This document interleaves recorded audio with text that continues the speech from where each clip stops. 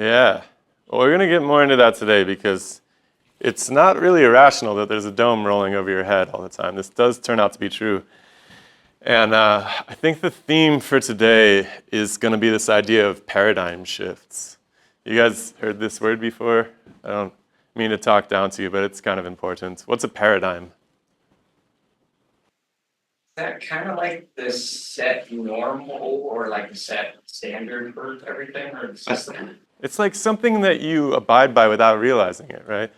Like you wake up into the world and you just kind of, everybody acts like the world is round, and so you just kind of go with it, right? By the way, remind me your name. Dave. Last name? All right, I'm just going to mark you down. That's an even easier way for me to do this. I don't have you on my roster. That's really bizarre. Oh, no, I do. Okay, yeah, exactly. A paradigm is something by which we assume to be true without ever having actually confronted the facts ourselves. And actually, it's kind of shocking how much of our everyday reality is kind of like that, where you just accept things on their face. You can't even really remember. I don't remember when somebody told me that the earth was round, but it just seemed to be the case, that it was known. For thousands of years, people didn't think so. And for about 1,000 years after that, once they realized it was round, they didn't think that we were part of some other planetary ecosystem. They thought we were at the center of things. That's kind of the story that we're going to talk about today, which seems, in some sense, like it's going to be, a little outdated or something. But I'm going to make the case to you that it's never been more important, because a lot of the cutting-edge theories that we have today are certainly not going to be the theories that people are teaching in this classroom 1,000 years from now. God willing, the classroom is actually still here 1,000 years from now. Probably not this exact classroom, but hopefully, people are still studying these things, and they're probably going to have wildly different ideas about even our best conceptions. And I think we're gonna stop our story with Newton and his gravitational ideas, but there's obviously Einstein as well, who has, let's say, dotted the I's and crossed the T's on Newton's work. So paradigm shifts are really important, and the funny thing about paradigm shifts is that in order for a society to go from everybody assuming one reality to everybody assuming another, the equivalent of a lot of intellectual bloodshed has to happen usually first. It's really painful. It's really difficult. We're going to see some cases where people's lives are destroyed in the process of bringing about these paradigm shifts. And so it's something really to think about as we move forward. And as you guys, I don't know how many of you will go on to become scientists, probably none, maybe one or two. But you should be aware of what people are up against who are inside of the scientific community, who are working to actually bring about change, because it's no small task. And it turns out that there's two ways to go about it. And we're going to look at a really famous example of the two ways that people confront a paradigm shift. And one of them results in you having your book burned and being imprisoned, and the other one results in people eventually adopting your ideas, although you kind of miss out on the fame along the way. So it's a really painful, tragic situation for scientists. Is Amy here? Hey, any thoughts? Sure. The part about like fixed and wandering stars was really interesting to me, and just the fact, like, it all made sense before, but now it makes sense a lot more. Just like what I've been thinking about. Yeah, the word planet, right? It means wanderer too. We're going to talk a little bit more about that today, because the funny thing, and I kind of alluded to this last time, is that the system that people use, the first paradigm shift was, hey, wait a second, I think that instead of all this stuff going over our head, that we're turning. So the round Earth was the first paradigm shift. The second one was, wait a second, I think we're going around the sun instead. Now the funny thing is that these wandering planets, they seem to do what they want. They go back and forth, they do weird stuff.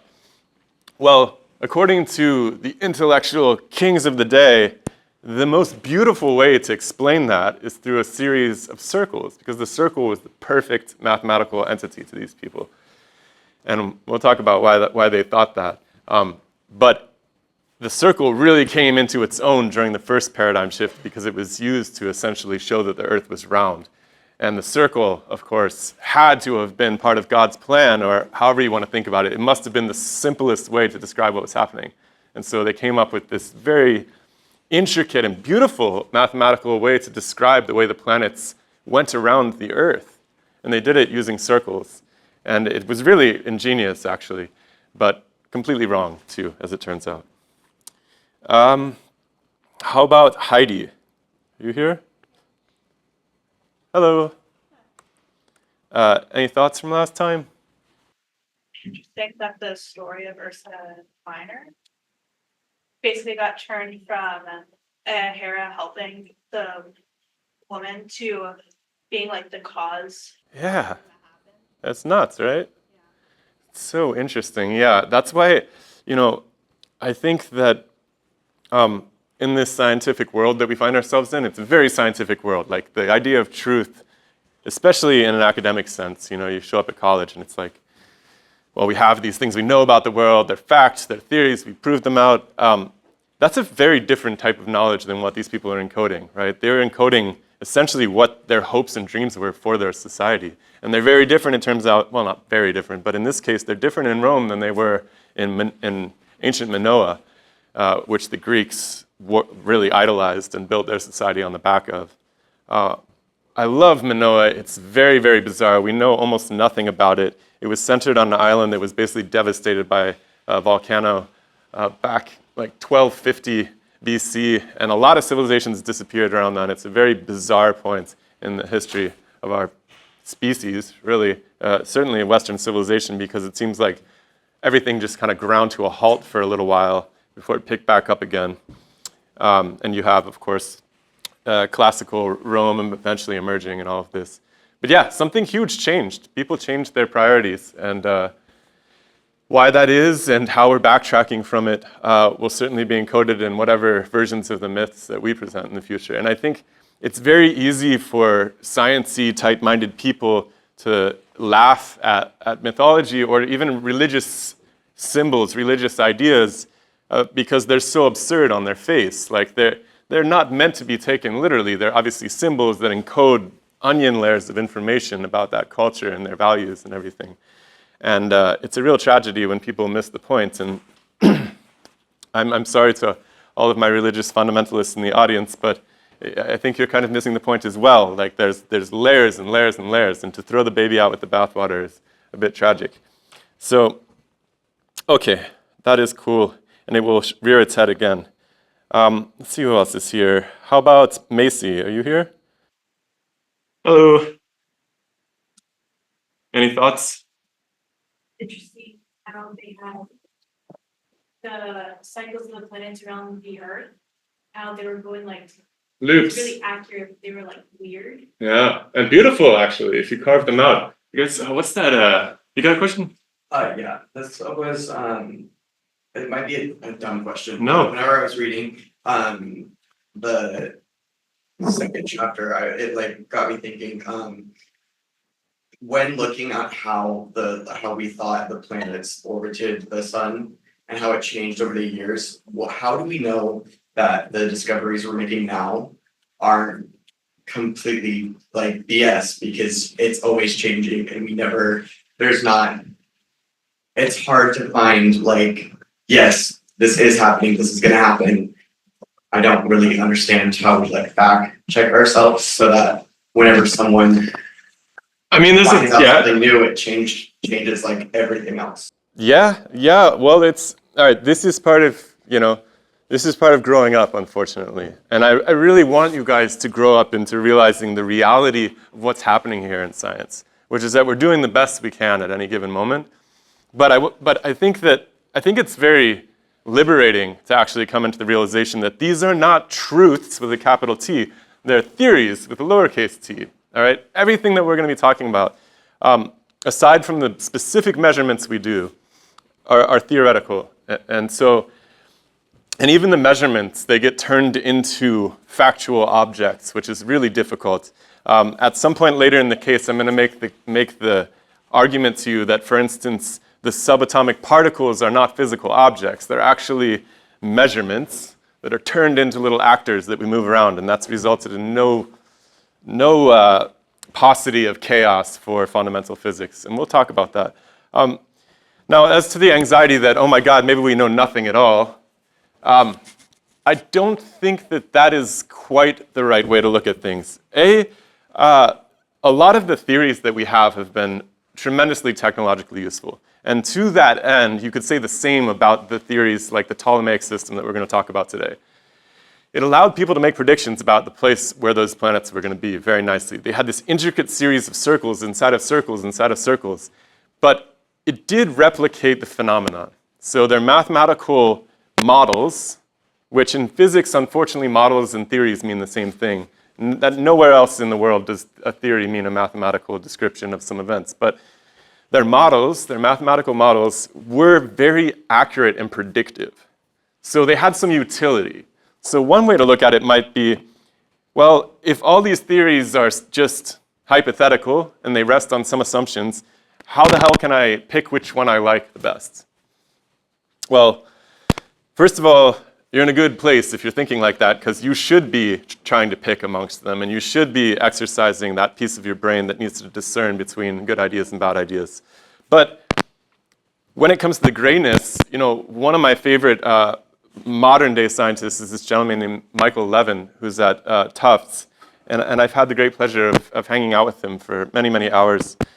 And he told me that the way that he evaluates a theory is what it lets him do. And I thought that was, it's very technological in the sense that it's something that works for you. But at the same time, I think that it's very practical and useful. So when I sit here and I tell you about the best idea we have for how the planets were formed, for instance, and all these things, how they're formed, well, what does that allow us to do? Does that allow us to plan for our future in some sort of meaningful way? Hopefully, that would make it useful in some sense. And in so much as it checks out and becomes predictive, and actually the patterns that we think are going to play out do play out, then they will. By the way, what was your name? Shane. Last name? Jenkins. Okay. So I don't think that it's, people have a hard time with different layers holding multiple ideas in their heads at once. And I understand that. It gives you a sense of anxiety and chaos to think, well, there might be this explanation, there might be that explanation. I don't experience that at this point in my life. I actually am enthralled by the possibility that a little piece of this theory and a little piece of that theory might blend together. And I've kind of constructed my outlook on the world as a result of mishmashing all of these little pieces together and filling in the gaps with my own little ideas about what might be working.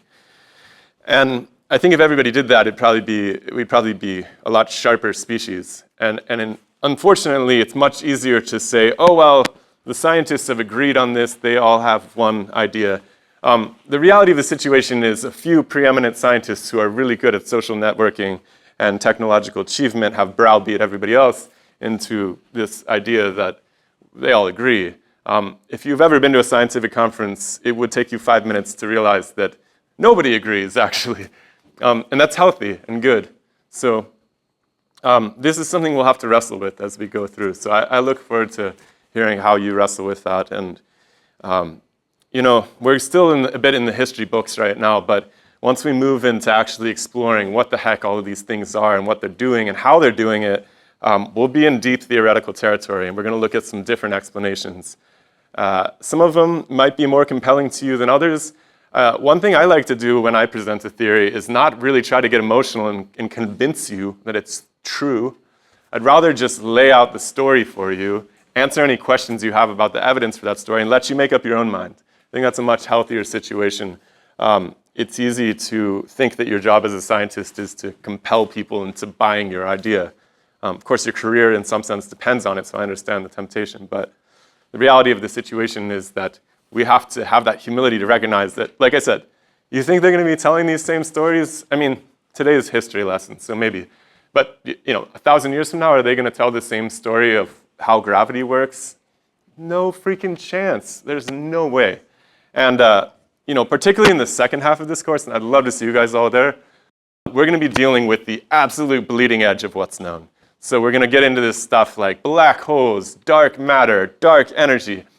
Basically, whenever you see the word black or dark or some death cult word in front of something in astronomy and astrophysics, it basically means we have no idea what the heck is happening here, and we're doing the best we can to characterize it and find out. But there's these gaping holes in our knowledge, and it's like the universe is enormous. It's complex. I would say irreducibly complex. The more you try to tear something apart, the more questions pop out at you. So it's completely understandable that we're going to have these loose ends. And that's what's fun, too, honestly. It's like, things haven't been figured out. Maybe one of you guys will have an idea. And then that's the worst part, actually, because once you have an idea of how something works, you probably expect the whole world will just come and give you a hug. But the reality is that people have a really hard time bringing their ideas into the paradigm, right? Replacing the paradigm. It's very, very, very painful and difficult. So there might be somebody out there right now with a fantastic idea that will solve some of these open questions in astrophysics, and they're probably having a hell of a time getting it out to people because nobody really wants it who's at the top of these ladders. And for good reason. They've got their castles built upon the paradigms that they've inherited. Okay, cool. Let's do maybe 1, 2 more. How about Tirza? Are you here? Hello. Way in the back. How are you doing? All right. You remember anything that sparked your imagination from last class? I turned astronomy in high school, and it could have been college credit. I really wish I would for that now. Because now I'm a junior to 10 ed. How unfortunate. Well, good God. Hopefully we'll do something your high school teacher couldn't do. They had a planetarium. Well, let's see if we can beat that. Fair enough. How about Tyler? Are you here? I'm here. Hey, Tyler. What's up? I'm just going off the reading. Cool. I kind of like interactions between many bodies, partly because I just watched 3-Body Problem. That was good. Anybody else see that? 3-body problem? Yeah, Pretty entertaining. I thought it was interesting that this acceleration and gravity of any star is also in combination with all the stars around. Yes. Cluster. And Let's how talk they about use that. supercomputer, or I don't even know if it's a supercomputer, but computers that calculate up to 1 million stars. And one of Beautiful. the reasons I thought it was interesting, because I was like, man, that was probably all just chaos at some point, but now it's they're all in concert. Yeah, well, maybe it's more cyclic. Maybe it's chaos sometimes and not sometimes. Right. I'm glad you brought that up because that leads into kind of where I want to start today, which is astrology, actually. So these are the things I'm going to try to get through. I'm going to try to get through astrology. Like I said, I want to tell the story of measuring the Earth. This is going to lead us into the round Earth, the heliocentric, the laws of planetary motion, because the next thing you need to do once you realize that the planets are going around the sun is figure out why in the heck they're doing that. We're still working on that, but that'll get us up through Newton. And then finally the multi-body problems, like you said. The multi-body problems, there's not too much in this intro level course we can say about that, except that it's, once we're going to entirely focus on 2 bodies, and I'm trying to keep the math at a bare minimum for you guys, because I know it's painful if you're not a mathematically minded person. The math with 2 bodies is relatively straightforward. It's high school algebra for the most part. We could turn it into calculus if we really wanted to beat ourselves up. Once you bring 3 bodies, 4 bodies into it, honestly, just with 3 bodies, I think you get 9 sets of differential equations that have no particular solution to them. In other words, the solution is a function, and so it has an unending number of solutions to it. It basically becomes impossible to calculate. And so this is always interesting to me when I talk to these consciousness researchers because they're trying to come up with a mathematical formulation for consciousness. I'm like, we can't even calculate 3 bodies in the solar system where they're going to be next week. I don't know how you plan on calculating 1 trillion neurons or whatever it is. So yeah, maybe mathematics isn't the best way to approach consciousness. But anyways, astrology. What is astrology? Yes? Astrology is more like using the stars and the constellations and where they are at certain times to determine how people's personalities are going to be like, or what their behavior or what's going to happen in their future, that sort of thing, or their compatibility with other signs. Do you know the logic behind that? I don't. That's okay. I'm just more interested in the Oh, in the back, yeah. Does it have something to do with wavelengths and energy, being transferred? Yes, in the back there. It's based on when and where you're born. Yes, exactly. So all these things are true. It's supposed to be predictive of who you become, largely based on where you were born and the influence of the different celestial bodies on you at that moment of birth. Because I don't know if you guys have had a chance to go in the virtual observatory that we have. But you can go back and check out your birthday and see what the sky was like. It's kind of fun. The astrologers claim that this imprints something on your physical being. Now, this is easy for a very scientifically minded person to dismiss. So, I can do that quite easily. Oops, I can do that quite easily. But there's something to it too, and I'm going to hold on to that for a second. So let's say Jupiter. It's the biggest planet in the solar system, right? It's freaking enormous. The surface gravity is multiple times that of Earth. It doesn't really have a surface, but let's say you stood on the horizon of it. Now, Jupiter happens to have a radius of about 43,000 kilometers. That's something like 13,000 times our own radius. So we'll get into this inverse square law, but essentially gravity is pretty weak and it falls off really weakly, compared to something like electromagnetism, where I can beat gravity with a really weak magnet, right? I can just pick up a paper clip, no problem. Gravity's no issue for it. Gravity is really weak, falls off with a distance square. So the reality of that is that the effect of Jupiter's gravity on us standing here on Earth is something like 0.00000000054 what we'd feel if it was right next to us. So almost nothing, okay? Now what's really interesting, and what I forgot your name already, I'm terribly sorry. Tyler brought up, is that, okay, we can dismiss that based on Jupiter's gravitational effect is very light. But what about the gravitational effects of everything? Now, that seems like a kind of ridiculous idea, but it actually forms the ground bedrock of Einstein's theory of relativity, which we'll deal with later. But it stems back to this gentleman named Ernst Mach. And Ernst Mach had this kind of wild epiphany where he kind of realized that, and this is often credited to Einstein because Einstein is sort of the hero science god of our times. But he had this idea that, well, something that's in motion and continues in motion, we would say it has this property of inertia. It's this heaviness, right?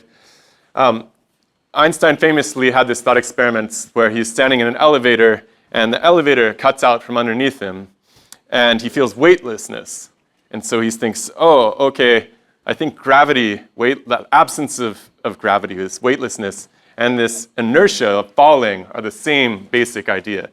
Now, I'm not sure that Einstein really came up with that. I think he kind of lifted it from Ernst Mach, who had this idea that, well, in order to explain this inertia thing, why is it that things stay put? Like, why is it, even if I go out into outer space and I take this bottle, and I'm far away from any planets, right? There's nothing pulling this. I mean, nothing appreciable, right? It's falling off with the inverse square. There's very little gravity. It still takes me some effort to push this bottle. I could have a bowling ball that weighs 100 pounds. It's still pretty hard to push that bowling ball out in the depths of outer space. And, he had some evidence on Earth for this being the case as well. And he thought the reason that might be the case is because everything is literally connected to everything around it at all times. Which is pretty crazy that would later form the basis of general relativity, because what Einstein did to make that famous equation was he set the inertial laws equal to the gravitational laws that we're going to derive today from Newton. All of that is based on the idea that inertia and gravity are the same thing. And the initial insight for that came from Mach's revelation that perhaps inertia had to do with the connectivity to our surroundings, the exact same way that gravity does. So, does Jupiter have a measurable effect on somebody at their birth? I don't know, probably not, doesn't seem like it. But do all of the planets have a measurable effect on somebody at birth? Well, they're certainly feeling it, let's put it that way. Whether it sculpts their personality in any particular way, that seems beyond even. I couldn't give you an answer to that. But many people believe it does. Another reason maybe we might doubt the claims of astrologists is that often, I don't know if you guys have ever done this, but you can sometimes go and check your astrology report, right, on one website. Then you go to another website. So you go to the first website, it's like, it's auspicious today, you shouldn't go outside. The next website's like, you need to go out and make friends tonight. And so like, there's a lot of contradiction between these things, and there doesn't seem to be a lot of rigor, which for me, you can judge a theory by what it does for you. And if you enjoy the astrology reports and they motivate you to, achieve your dreams, then by all means. But that's about all we can say about them. Thoughts about astrology? I don't mean to put it down if you guys like astrology. There's nothing wrong with astrology. Feels good. It's got to be good for you. All right, we'll skip over Jung. We talked about that last time. Okay, so this is interesting because I spend a great. I often feel like I'm kicking math in the teeth a lot, but I do think math is quite useful. And there's the story that I'm going to tell you next is sort of in the back. Yes, tell me. Well, this is funny. Okay, so yes, I do. However, so I'm technically an Aries. I was born March 27th, 1892. No, a long time ago. And the problem is that the astrological calendars that give you your sign were formed more than 2,000 years ago. Now, we'll get into this later, but the constellations aren't in the same place that they used to be 2,000 years ago, which means I'm actually a Pisces. So I just don't know which one I should be reading, I guess. Another kind of funny mishap of the whole situation, which again, might be something to it. I don't know if anybody's cracked the code of it all yet, but I'd be open to the idea. Yes? I've been told I was like a cusp or something. I don't really know much about astrology. I was born on like March 21st, 2002. So I'm like on the cutoff day between Pisces and Aries. To be honest, I don't really know what that means. I mean, I think this is the point I'm getting at, is that depending on who you talk to, it means different things, which makes for a very impractical theory in my book. But, just like if it gives you some symbolic weight in your life, it's probably good for you, right? If that's where, some people, they go and they worship this guy who's getting tortured on a medieval torture device, right? These Christians, or people go and worship this jolly fella, the Buddha or something, right? Because they can identify some symbology in it that actually translates to a better outcome in their daily lives. Look, if astrology does that for you, heck yeah, like get on it, get after it, like carry that cross, whatever it is. I mean, ultimately, I think that we do need some sort of symbology in our lives in order. It could be your favorite comic book. It could be your favorite music. It could be your sport. Whatever it is, you're going to have something to hold yourself up to. And I think that that's great. If that works for you, then do it. Get some. By the way, I really appreciate you guys talking to me today. It's a lot more fun this way. Please interrupt me and tell me your thoughts if you have any. But the story, getting back to this story that I want to tell you guys, is actually about the triumph of mathematics. But it's also sort of about the deception of it, because I just can't help myself. Any of you guys flat earthers out there? You probably wouldn't tell me if you were, would you? I don't know what I think about the flat earth movement. I can't tell if it's like just people trolling or if they're like actually. They do, right? I actually have a friend who does, actually. I'm very embarrassed to say.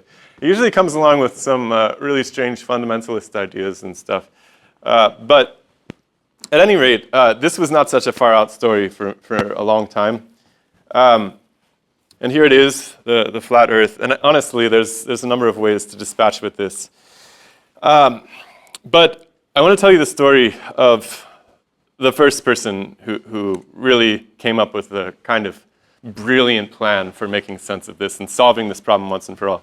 I don't know if it was the first person. It's the first person in our Western tradition who wrote about it.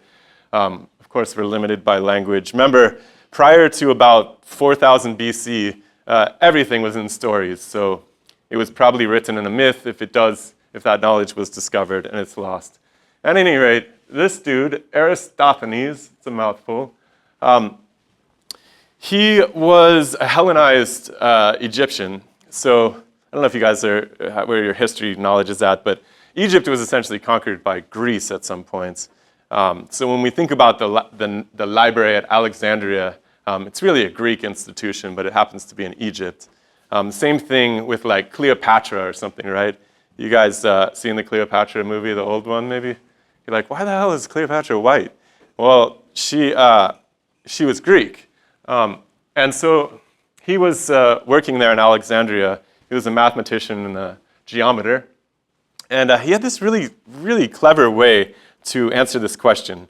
And the legend goes that, and of course, may or may not be true, but the legend goes that he was working a good deal on surveying at the time. So they'd have to lay out roads and figure out, you guys ever seen these people laying out survey lines by the side of the road? Anybody ever actually done that for work? Anyway, it seems pretty cool. So he was traveling a bit between, this is my half globe here that I've drawn for you. He was traveling between Alexandria up here and this town called Syene, both of these in Egypt. And they had these wells in both of these towns. Now, the difficult part of this story to swallow, and I'm not sure how it actually worked out in reality, was that he noticed that at, say, noon, over here in Syene, the light from the sun completely filled the well. You could see to the bottom of it. However, at noon in Alexandria, the well was still obscured by some degree. Now, they did have clocks back then, despite popular belief, mostly hourglasses and water clocks, which are basically glorified hourglasses. And so there was some sense of timekeeping, and I assume it was reset. They had a very good sense of the year cycles and when the longest days of the year were and so forth.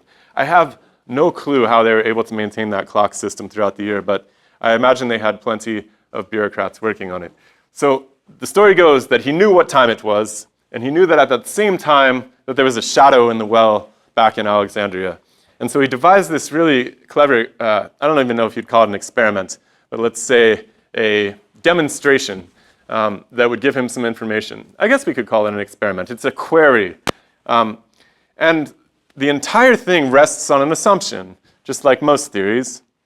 And the assumption here, which we tried to illustrate, I think I stole this from your textbook, is that if the sun is at point A, then the rays from the sun are going to diverge quite intensely. But the further the sun is away from the Earth, the closer those rays become towards being parallel to one another. Now, Aristophanes realized, well, he postulated that the sun was incredibly, incredibly far away from the Earth. That's an interesting postulate. I'm not sure where he arrived at that, but it does seem to be quite far away. One might think that it would burn you to death if it weren't. So the fundamental assumption of his theory is that the rays of the sun are all parallel with one another. Now, what he did was he essentially used what we basically now consider middle school geometry to set up this nice little system where he waited until the rays were coming directly into the well at Syene, and at that same moment, he had his assistant back in Alexandria. I'm going to assume they just each took like a hourglass with them so they could keep track of time. He had him measure the angle between the shadow and the stick. There was a tower actually, so he could have used the stick, but there was a tower there in Alexandria. They measured the angle between the edge of that shadow and the stick or the tower. And they realized that, with parallel lines here, we can kind of extend this line off this imaginary triangle, that you always have opposite interior angles that are equal with parallel lines. The result of that was that he knew the wedge, the angle of the wedge between Syene and Alexandria, which turned out to be 7 degrees. And so 7 degrees is what? A 50th of 360 degrees, which means that if you know the distance between Alexandria and Syene, you just multiply it by 50, and you have the radius of you have the circumference of the Earth. Wham! He measured the size of the Earth in an afternoon. And he was right, which is really crazy. So there's some ambiguity about the units of distance that he measured between these two places. They used the measuring tool they used what they called a stadia, which people still split hairs about what exactly that is in terms of kilometers. But the basic idea is that he nailed it and figured this out. It was such a convincing argument too, and as you can see, it's based on really simple geometry that people had access to at the time. It was very easy for people to demonstrate that opposite interior angles were equal, and that by just simply multiplying this out, you could come up with a value. So that was it. The guy basically proved that the Earth was round, and he proved the size of it in one fell swoop. Now, that knowledge has persisted all the way up to the present moment. You might argue that, yeah, we have NASA satellites and stuff that can see the Earth at this point, and so we don't need such proofs. But this held up in most people's minds for 2,000 years. Okay. Now, the next question, of course, was, all right, it's round. So for the first time ever, instead of this sphere thing moving over our heads, it started to become more interesting that maybe our round thing was turning and the sphere was just stuck in place. Okay. I mean, that seems like the next logical conclusion. Now, there were a few people who said, wait a second, what if we're actually traveling on this sphere thing? Now, those people were shot down really quickly, and one of the big reasons they were shot down quickly was parallax. Anybody know what parallax is? Cool word. Yeah. It's like when you're in the car and things closer to you are going faster than the things further away. Yeah, exactly. So it's a distance-based separation. You actually need 2 points to see it. So the easiest way, you guys can try this right now, but it's like put your finger kind of like close to your face and close one of your eyes, right? And then close the other eye and look at your finger and just kind of go back and forth. The finger kind of stays where it is, but you put it far away, I said this wrong. So when it's closer to you, the finger kind of moves a bit, right? When you switch between eyes. The further it is away from you, the more the finger actually stays in the same place. Okay, so this idea is kind of what you're doing is triangulating the location. This is why we have 2 eyes, by the way, because using this, our brains calculate it without us even realizing it, although I'm not sure the word calculate is appropriate. But we sense, using our 2 eyes, depth perception. If you've ever gone to the doctor or something, or ever been out of an eye for a week or something, it's really horrible because you're bumping into things all the time. It's very difficult to get that depth perception. So, yeah, parallax. Now, the same thing should be expected with Earth with respect to the stars. So, Aristotle, he's one of these like absolute titans of the academic intellectual world at around the same time as Aristophanes. He said, well, there's something really troubling. If we want to assume that the sun is at the center of the universe and not the Earth, why in the heck can't we see parallax of the stars? In other words, the Earth, when it moves in one season, say in summer, versus in winter, or spring versus fall, the stars don't really seem to be in a different place. That's pretty weird, actually, if you think about it, especially for these people.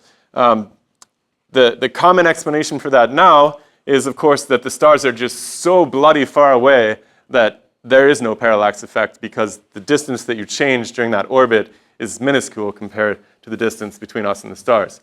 But they weren't thinking that way back then. And so the fact that there was no parallax measurement absolutely crushed the idea for the idea of a sun-centered universe. Of course, the solar system was the universe to them at the time, so it didn't work out. They also had some trouble. Along the way. So people had this effect of, yes, you had a question? So is geocentrism, they thought the Earth was the center, the sun was the center? That's right, yeah, the Earth was the center. On geocentrism. Geocentric, geo at the center, Earth at the center. Heliocentric, the sun at the center. Helios is the sun from Greek. So there was some problems. You know, people had this one effect. This was one of the things they actually really noticed a lot, was that people were driving all over the sea at the time. You know, there's some famous expeditions darn near down to the tip of Africa in the early days. The Phoenicians made a number of trips, but people were navigating a lot on the open seas, and they noticed that the stars were in different places, actually longitudinally, when you did that.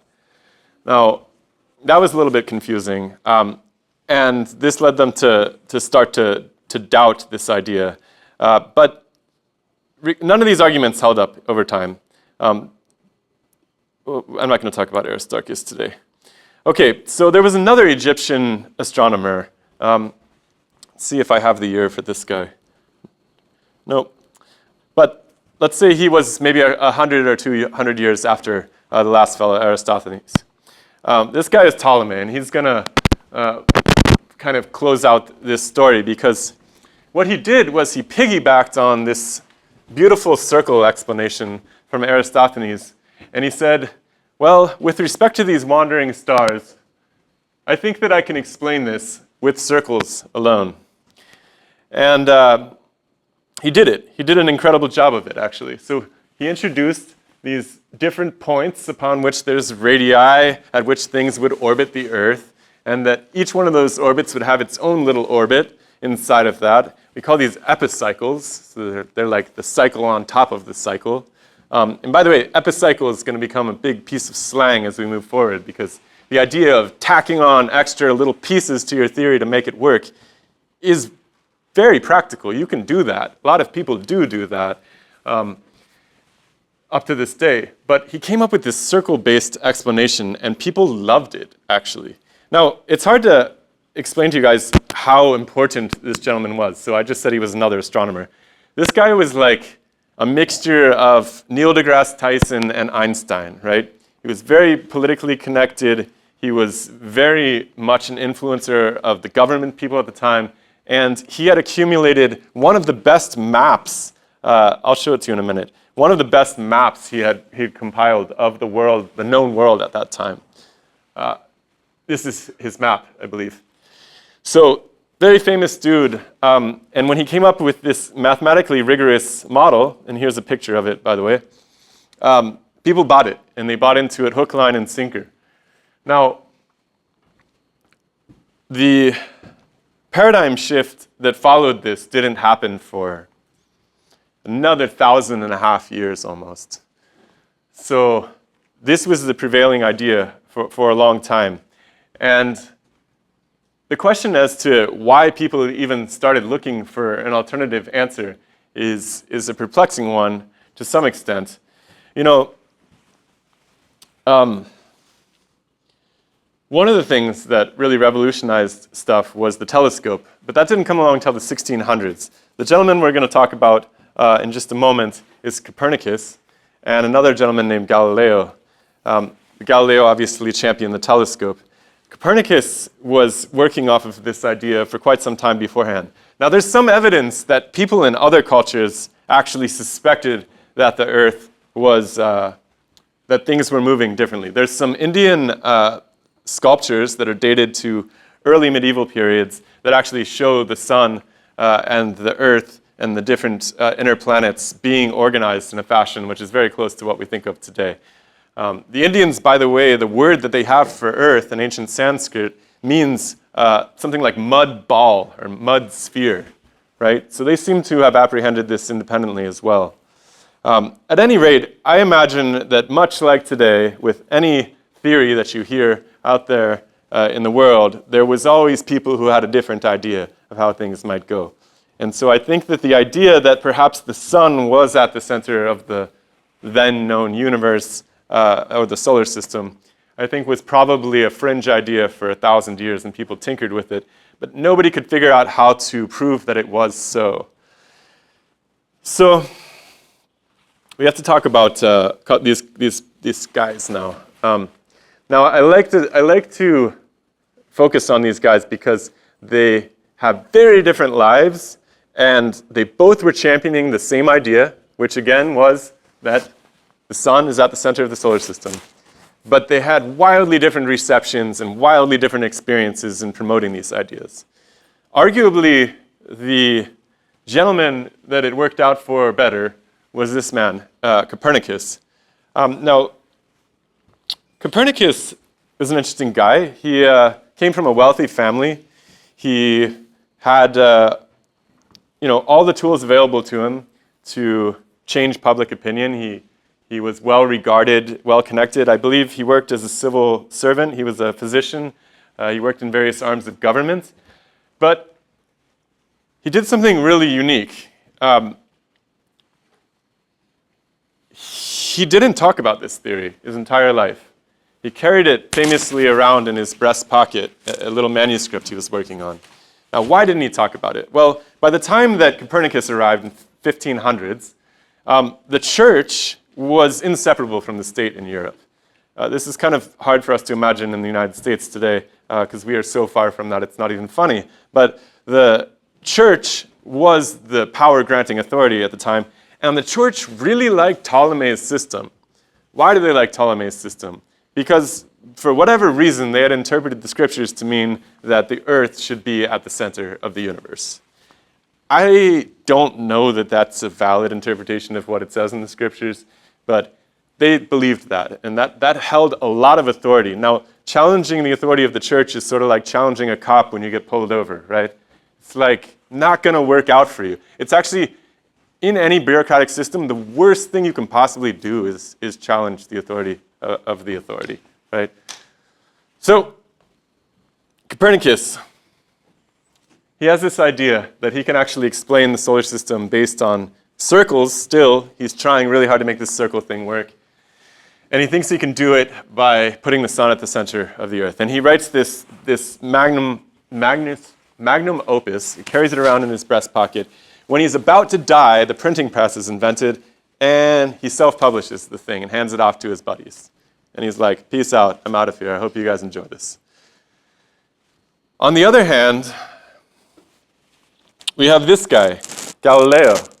Now, Galileo lived a little bit after Copernicus, and he actually liked Copernicus's ideas.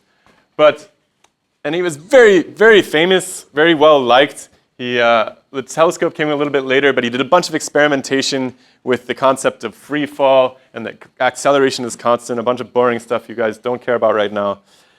There's his telescope. He actually bought it from the Dutch, who were the people who invented it. And Galileo had very good reason to believe that it was true.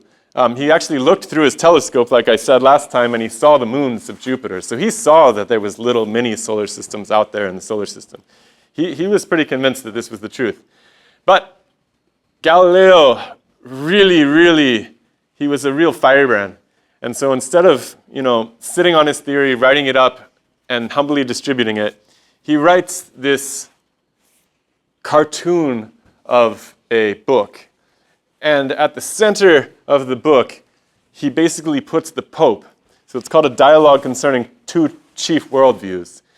He calls the Pope, he makes the Pope into this character called Simplicus, and basically the entire book makes the Pope look like a moron. Now, of course, the Pope didn't enjoy that, and the result was that they burned his books, stopped him from publishing, and locked him up for the rest of his life. So you have two really different approaches to changing ideas. Copernicus kind of made this case, this argument for why it should be so, and he made some mathematical arguments, some of which don't hold up, some of which do. Galileo was charmed by these. Many people were charmed by them, and his work had a lasting impression. Galileo had a really rough time as a result of his work. So there's kind of two ways you can go about everything in life when you want to change people's minds. And, one of them might get you more attention than the other, but it's not clear that it's going to work out. This is the reason, I think, why people finally accepted it, though. You guys ever... Yes. Yeah, please. So would you say that the Dutch at that time kind of led the world in advancement for astronomy and whatnot, since they sold Galileo as a telescope? It's a good question. Yeah, the Dutch were famous for making eyeglasses, actually. No one had really thought of taking two of those eyeglasses and stacking them together, which is essentially what a telescope was at the time. And half of our telescopes are like that today. We'll talk about the different types of telescopes too. The one that we use today more often is a reflecting telescope because mirrors turn out to weigh less and they're a lot easier to manage, especially if you're trying to go to space or something like that. They're cheaper. Lenses are really difficult to polish. They warp. They introduce something called chromatic aberration, which is a color distortion. We'll talk about that. So I think Galileo, at least legend goes, that Galileo was the first person to point the thing at the sky. They had these spy glasses, mainly for military expeditions, for some time before Galileo coming out of the Netherlands. I find it hard to believe nobody had pointed it at the moon or something like that, but as soon as Galileo gets a hold of one of these things, he just starts pointing it at everything in the sky. And this is, I think, the one that, well, the moons of Jupiter, first of all. He's the first person to write about the moons of Jupiter. That was pretty compelling, because it's like, hey, look, these little things are going around that planet over there. I think that's like a little solar system. And people are like, interesting. But this one here, I think, is what really won people over. So have you guys ever seen Venus in the sky? Yes, it's actually the brightest star, right? It's the brightest. The line between planet and stars is a real mess, and we'll talk about that at some point. But it's the brightest planet, for sure. It's also the brightest object in the sky other than the sun and the moon. So people were intimately acquainted with Venus. What they didn't know was that Venus has a crescent shape to it sometimes. Now, there's I went, looking around on the internet. Seems like there's some people who claim they can see the crescent shape of Venus. I don't know. I can't see it for the life of me. I can see it with binoculars, though. So, at any rate, what happened was people had deduced the phases of the moon. They kind of had this idea that the moon was, in fact, going around the Earth, and that was why you got this crescent shape. This had been known for quite a while. In particular, the Islamic scholars did a lot of precise calculating on that in terms of relating it to predicting the eclipses and everything. So that was well known. What they didn't know was that Venus was doing the same thing. Now, Venus clearly goes and disappears for some portion of the year. It has a very long, let's say, half of its life on one side of the sun, half of its life on the other side of the sun. And people had been trying to puzzle that together for a long time. The Ptolemaic system has it doing this loop-de-loop. Well, as soon as people saw these little shadows on it that corresponded to its position in the sky, it was kind of a done deal for people. They realized, oh man, it's just got a shadow as a result of where it is in its orbit of the sun. There was kind of no way of arguing themselves off of this one. So this might have been Galileo's greatest contribution to the entire heliocentric, geocentric debate. At any rate, it didn't pay off for him, and he died in a very miserable place as a result of having picked a fight with the Pope, which, that would be akin to picking a fight with a cop today, I think, as far as I can tell. So don't do it. Not fun. But it is painful, and yeah, please. Let me see if I wrote that down. No. Sorry. I could find out, though, for you. Probably Gregory or John or Jane. I don't know. There's only a few names they use. I don't know, though. What do I want to say about this? It's very, very painful to do these things where you step outside of your discipline. It's kind of hard for us to imagine, but scientists until about 75 years ago were generally people who had other jobs, right? So like everybody we've talked about today, like I said, Eratosthenes was surveying, right? He was one of those guys by the road doing surveying. Ptolemy was making maps, right? Copernicus was a local politician and a physician. I mean, everybody we're going to talk about, all the way up until Newton, although Newton famously retired. Do you know what his job was when he retired? It's pretty crazy. He was a debt fraud detective. So he would go around and try to find people who were counterfeiting coins. That's how he retired. So these people had other jobs, right? Science was something, it was almost like a civic duty or some sort of like common hobby that people engaged in. It's only in the last, really in the post-war era, where science became an actual profession that people undertake. Now, that might not be a good thing, actually.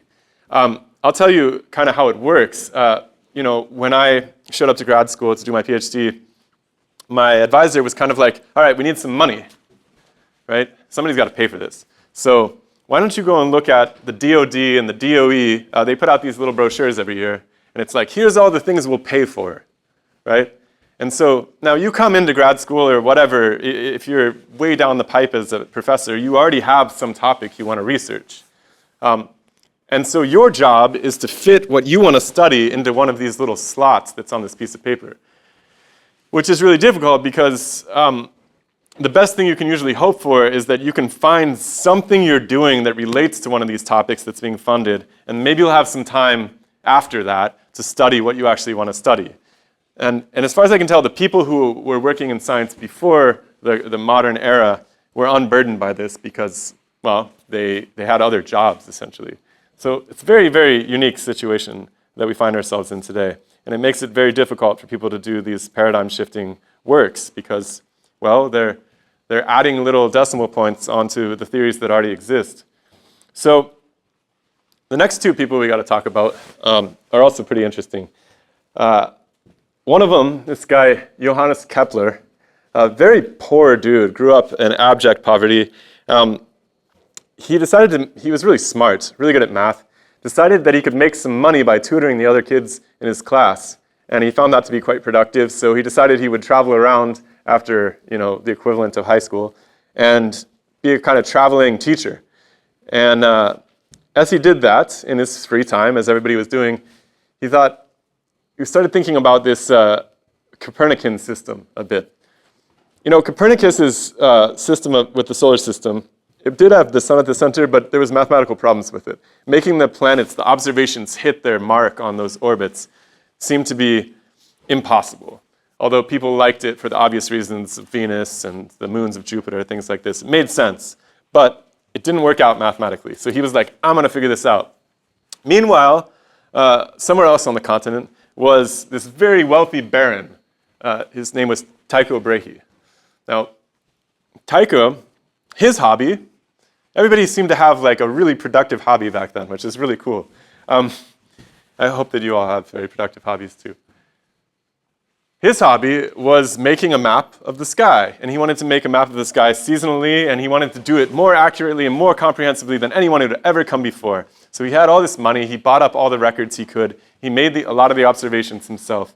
And so Kepler thought, hey, I'm going to go visit this guy, because if I can get a hold of his records, maybe I can patch this story together. I'm really good at math, so maybe I can do it. So he shows up to hang out with Tycho.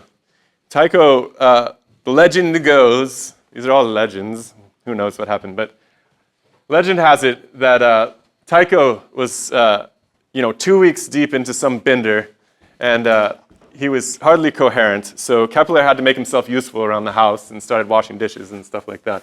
Eventually he gets access to Tycho's star catalog, and he sets himself about the problem of what exactly are these orbits and what patterns do they obey? So he starts looking for patterns in it.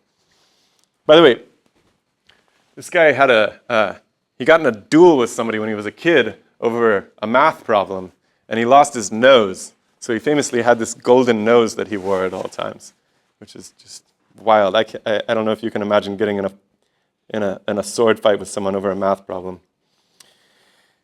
All right, so Kepler tried to make these orbits work out with circles, but he couldn't do it. So he started contemplating the ellipse. Now, these are what we call, if you take these sections of a cone, you can actually come up with a lot of very useful mathematical objects. The parabola, for instance, describes the shape of a trajectory if you throw a ball up in the air or something like that. Very useful for the artillery people at the time. The circle, we talked about the circle. Everyone loves the circle. The ellipse hadn't really come into its own yet. But Kepler started investigating the ellipse, and he thought, you know what? If I start treating these orbits as ellipses, which are basically just squished circles, I think I can make this work. And he did. So I'm going to assume you guys know what an orbit is. So there's a couple of terms, and these are actually kind of useful for your assignment this week. ellipses are described primarily by this axis, which is the long part of the squished circle. The semi-major axis is half of that, right? From the center out to the edge, okay? Now, Kepler basically took this pattern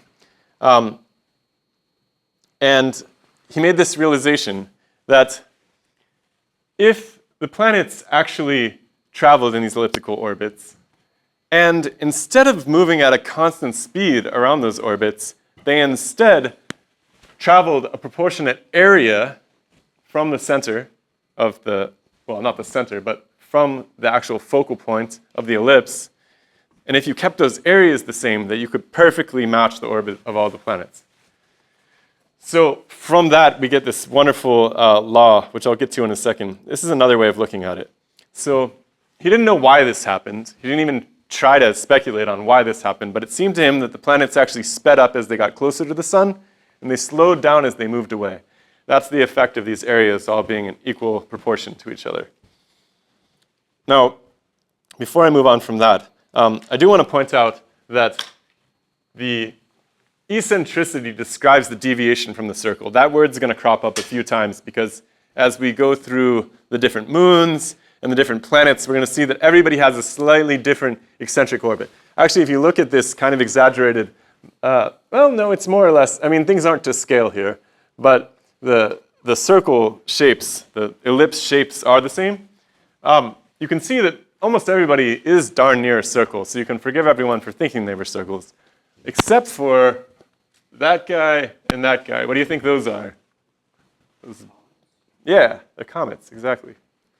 So comets are the sort of linchpin of astronomical science. We're going to talk in great detail about comets because they tell us a lot about the reaches beyond our, at the edge of our solar system. We can learn a lot about what's going on out there. Because as you can imagine, these ellipses reach really far out. Especially, like I said, these are not drawn to scale with one another. So you have these reaching way out to the outer limits. And so we get, you have a question? No. Okay. You're good. So the eccentricity of these comets can go to something like 0.54, 0.84, whereas like the perfect circle's 0. And if you had an eccentricity of 1, it would basically be an open parabola. Now, do you guys remember that, anybody see these headlines about this weird object that came into the solar system and basically took a right angle and peeled off the solar system? It's called Oumuamua. Yeah, heard about this? This Harvard professor, Avi Loeb, champions this idea. Now, he thinks it's some sort of piece of alien technology or a piece of trash from some alien civilization. He's dead set on proving that. He's a really interesting dude, and it's a compelling idea, and I don't know if he's right or wrong. But at any rate, Oumuamua had a very hyperbolic orbit, so its eccentricity was greater than 1. So that's the basic concept of eccentricity, and Kepler's main revelation was that if I take the pattern that I see here, I can translate it into this motion, which I can capture with this really simple equation here. Now, this might look like Greek to you, but this is a really important symbol. It's the only mathematical symbol I want to teach you this semester because I think it's the most important one. This thing that looks like a fish. Anybody know what that means? Yeah. Yeah, it's an alpha. What's it mean, though? In chemistry, it's like you use it for particles, like when they shed off of. Like the alpha particle, like radioactive decay. Okay, this is different. This is more generalized. So we use this term in mathematics to symbolize proportionality. So what's proportionality? Well, it's kind of like if I have a bonsai tree and I have a redwood tree, I'm like, the shape of this thing is more or less the same, but it's a lot smaller, right? So its architecture is proportional in some sense, but it has to be multiplied by something first, right? Like if I want to reproduce the redwood tree from the bonsai tree, assuming they're more or less groomed to be the same shape, I have to multiply all of the dimensions of the bonsai tree by some constant factor, right? So when we have this proportionality thing, it's kind of like an equal sign, but it means that there's some constant of proportionality that we don't understand in the equation. So Kepler understood that the period was in some sense proportional to this semi-major axis of the ellipse, and it was proportional in this by a square-cube relationship, but he didn't understand what it was about each one of the planets that made their ellipses more or less in size. So, he retired, and that was what he offered. He said, I don't know what it was. I don't know what it is. Which brings us up to our final titan of the day, which is Newton. And I've talked a bit about inertia and all of this because Newton gained his fame in some sense by really characterizing these basic laws. He came up with this idea of inertia. He really formalized the idea of inertia and momentum and force. Now, I kind of told you guys what inertia is. Momentum is one that we should probably keep an eye on as well. It's a measure of some material in motion. How much motion and how much material do we have there? It's very similar to the idea of energy. In fact, in Newton's day, I don't think they would have had a separable idea other than in some esoteric life force sense. I don't think they would have had an idea of energy other than momentum. So he also did this one thing, which is a blessing and a curse for our modern civilization. He came up with Star Wars theme, the Force, right? Now, the Force is just a real nightmare for science, but it's actually a really useful technological innovation for building stuff. So, the basic law that I'm going to present to you to close all this out is Newton's gravitational law.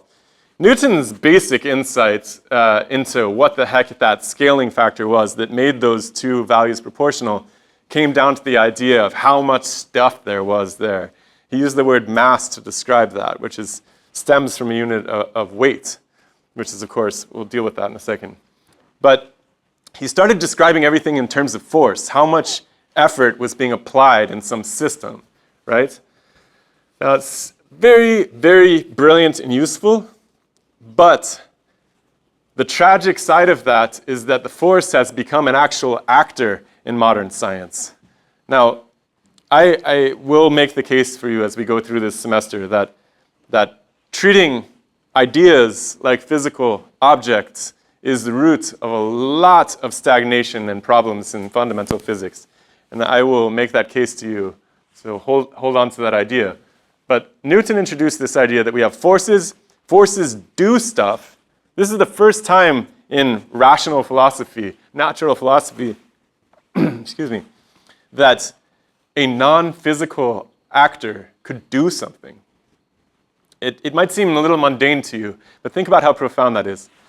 Think about how revolutionary that is. All of a sudden, you have this actor, the force, which literally sounds like something out of Star Wars, that is responsible for everything that we see in the world.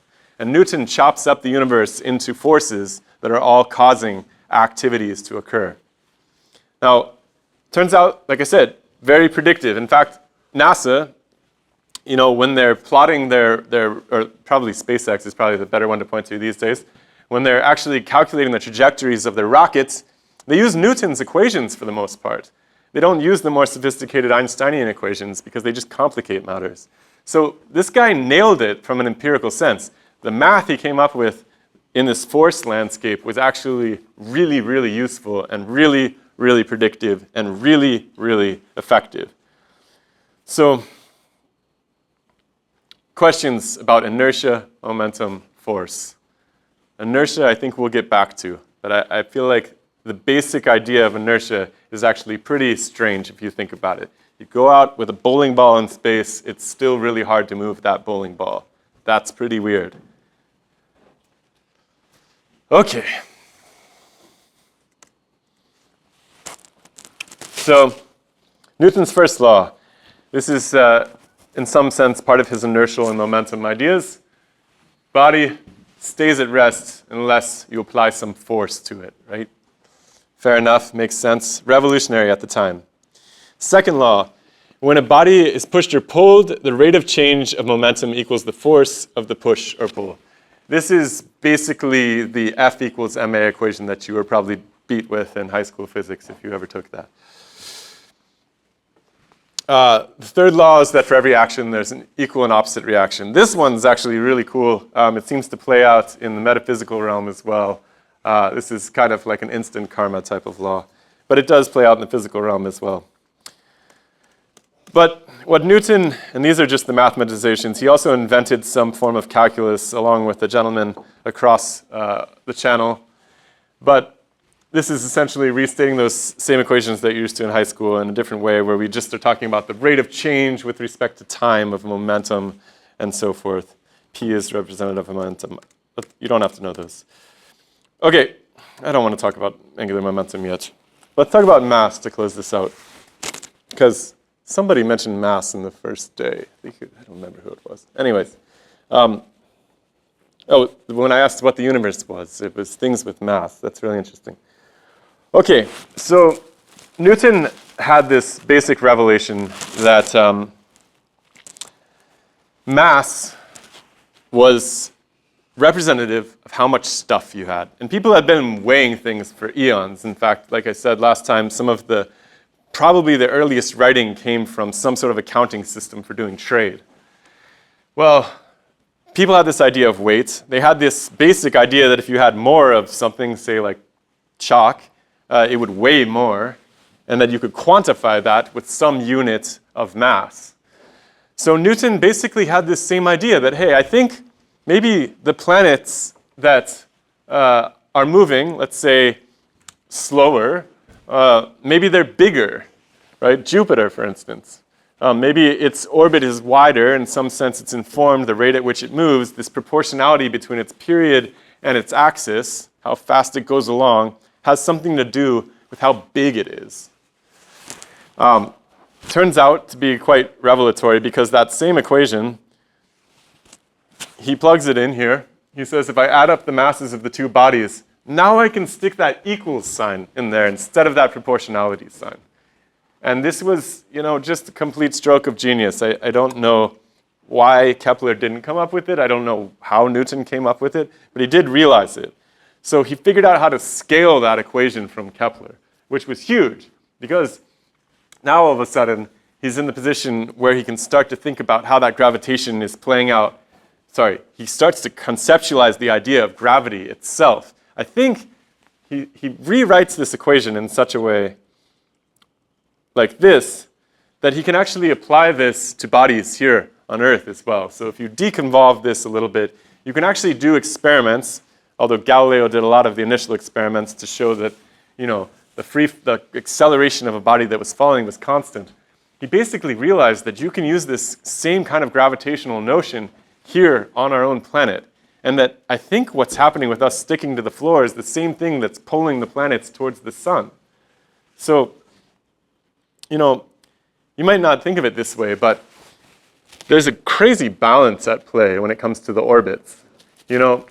If our Earth was moving a little bit faster than it is, it would not be perfectly opposed by its pull towards the sun, which is ostensibly dragging it inward towards the sun, but it's moving forward just fast enough that it just keeps going in this nice ellipse, right? If the Earth was going a little bit faster, it would fly off its chain into the far reaches of outer space. And so it's worth pondering just how incredibly precise this balance is that keeps everything exactly as it is and how stabilized it is at the same time. And we're going to see this as we talk about the evolution of the solar system. Why do you think that everything's so perfect here? Anybody? Yeah.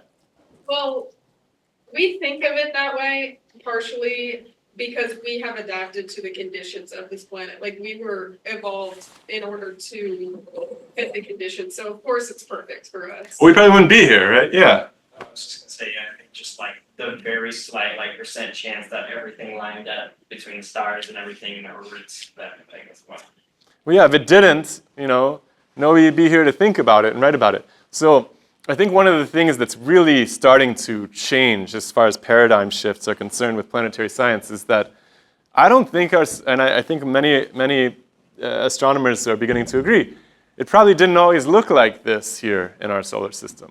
Now that's anathema to the people in Newton's day who they were still very reverent of the church. It had a lot of influence, and they couldn't conceive, pretty much their explanation for why everything was perfect was because, well, duh, like God did it. He doesn't do anything not perfectly. Of course, the whole ellipse thing really threw a wrench in that idea because it wasn't the perfect circle. But the reality of the situation is we've probably got a lot of planets that ain't here anymore, that flew off the handle. In fact, when we start comparing our solar system to other solar systems that we're able to see in the last 10 years, I made the point, it's worth making again. We weren't able to see other solar systems until very, very recently. And by see, I mean really grainy pixelated images and other sort of shadowy ways of observing other solar systems. They don't look much like our solar system. Our solar system turns out to be pretty weird looking. It's missing a lot of the types of planets that we would expect to see in a solar system. Especially a lot of the types of planets that fit nicely in composition and size between Earth and Neptune. They're gone. We don't know why we don't have those. Everybody else has a bunch of them. We call them super Earths or mini Neptunes. Most other solar systems have gobs of those planets. We don't have any. So maybe things did fly off the leash at some point. The deep past is an incredible place to speculate, but there's interesting evidence for how these planets evolve along those lines. And maybe, yes, yeah, go ahead. If we were able to take a chunk out of the Earth and send it out in space, would that throw off its mass? Yes, 100%. Actually, the Earth is losing quite a bit of material, tons of material every year. So our mass is certainly changing. There's these other planets we're going to talk about called hot Neptunes or hot Jupiters. And they're basically they're like our gas giants, but they're really close to their sun. And they're getting their atmospheres blown away, thousands and thousands of kilos of material just ripped away. And it's changing them, and it's changing their mass, right? Just to preview, what would that do? Well, it might change your orbit, but what else would it change? What would happen if we had an enormous atmosphere the size of Neptune, and then all of a sudden it was just evaporated by the sun? Well, it would probably relieve a lot of pressure on the Earth. It would probably cause all sorts of interesting tectonics and volcanism and all sorts of stuff, right? And so we're going to talk about plate tectonics later, but the classical mechanism that I was taught in school about plate tectonics with these nice little conveyor belts that move the plates around and stuff, that's having a hard time hanging up against empirical evidence these days. And so there's interesting theories creeping in from the fringe and at various universities about perhaps the Earth did have a much bigger atmosphere at some point that in some sense compressed it, right? And so you have a lot of these tectonic activities that may result from processes of decompression. And there's a really fun conversation to be had about that. But the point is, things appear to be changing. They may have changed radically in the past in ways that we're deeply uncomfortable with because we like to think of this place as just kind of chill and static and good to go forever, which I don't think is reasonable. And perhaps it's some motivation for us to actually put some attention into exploring the place outside of our Earth. Yeah. Yeah, I wanted to ask about, you said how, usually other solar systems have other planets like ours. And is there any new evidence or past evidence that we can use to maybe figure that out? Yes. Oh, we're gonna go deep on that. Don't you worry. So we will be talking about what it is about our solar system that's unique and how it differs from all the others. And we're gonna start having, I think what I really want to orient you guys to, and it's a bit early for this, but it's a big part of your final project too, is I want you guys to start thinking in evolutionary terms about these planets, right? Instead of thinking, in some very primitive way that all of our ancestors had thought, by ancestors I mean Western philosophers and stuff, the way these people had thought about things being created by God and put in place exactly as they are, I want you guys to start thinking about the reality of what we understand about our real lives here on Earth as playing out in the sky as well, where some planets start off one way and they change over time into very different planets. And so we might be looking at a much older setup than a lot of the planetary systems. That's one way to look at it. But there's going to be plenty of time to talk about all that. So you guys have a great weekend. I hope to see you all back here. Come sit in front next time. It's a lot more fun that way. So see you guys.